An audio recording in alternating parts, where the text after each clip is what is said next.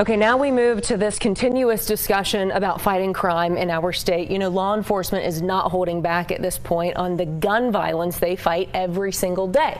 And they, like many of us, are profoundly upset and angry. Law enforcement leaders across our state joined Attorney General Raul Torres today for the start of a summit to come up with attainable solutions. And they're using a new approach now, listening to frontline law enforcement first about how to get it done.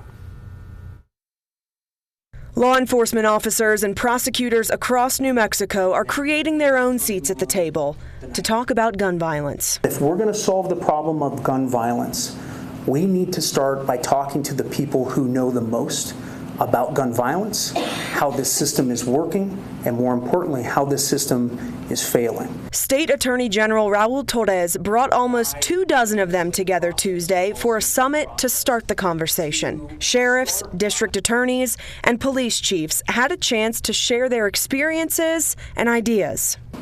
If you don't have accountability for bad guys who are committing crimes and wrecking our communities and hurting innocent people, if there is no accountability, there will be no improvement. Farmington Police Chief Steve Hebby says there's been a long line of decisions over at least the past decade that got us here, and it's time to start reversing some of them. Now we're releasing dangerous people back out onto the streets. We're not holding them accountable, and nobody seems to be in any big hurry to change that. Leaders say Tuesday's summit is just a first step in bringing those together who normally stay silent on public safety issues.